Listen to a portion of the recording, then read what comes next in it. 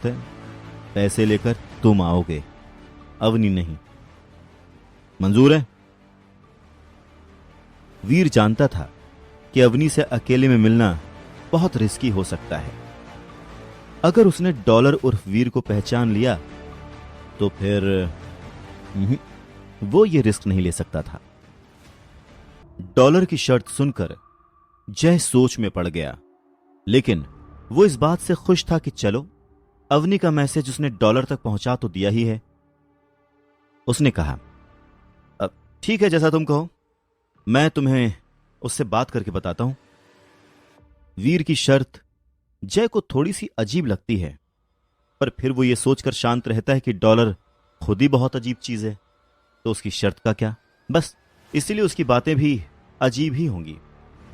और वैसे भी डॉलर अवनी से मिले या ना मिले, इससे उसे क्या, उसने तो अपना काम कर दिया ना। अगर डॉलर अवनी से नहीं मिलना चाहता है तो ना सही, वो डॉलर को फोर्स थोड़ी करेगा।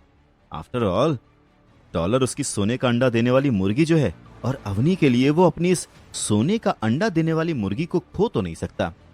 इसलिए वो वीर की बात पर राजी हो जाता है। और वैसे भी ऐसा तो होगा नहीं कि देव आश्रम में रहकर डॉलर और अवनी कभी आमने सामने नहीं आएंगे। कभी ना कभी तो वो लोग एक दूसरे से टकराएंगे ही, तब ये लोग आपस में ही निपट लेंगे।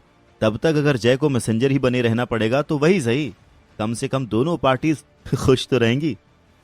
और दोनों पार्टीज खुश तो जय खुश, और फिलहाल के लिए वही काफी है।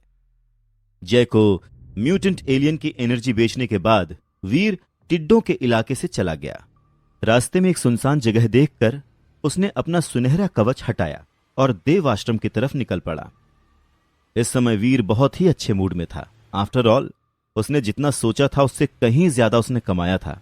आया तो वो 3 करोड़ रुपए कमाने था, पर यहां उसे 1 करोड़ रुपए बोनस के मिल गए। अब घर भी बिकने से बच जाएगा और उसकी बहन का फ्यूचर भी सिक्योर हो जाएगा। अपने कमरे में आते ही वीर ने अपना सामान पैक किया और टेलीपोर्ट स्टेशन की तरफ निकल गया।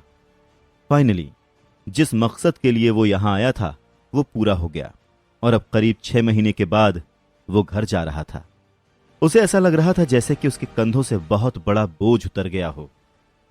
टेलीपोर्ट स्टेशन से अपने प्लैनेट पहुंचने में बस कुछ ही सेकंड्स लगे। लैब में डॉक्टर खुराना से उनका हाल चाल पूछने के बाद वीर सीधा अपने घर की तरफ निकल गया। बात तो उसे कई चीजों के बारे में डॉक्टर खुराना से करनी थी, पर उन सब में टाइम लग जाता, और इस समय वीर को अपने घर जाने की जल्दी थी। इसलिए डॉक्टर खुराना से बाद में बात करने के लिए बोलकर वीर अपने घर चला गया।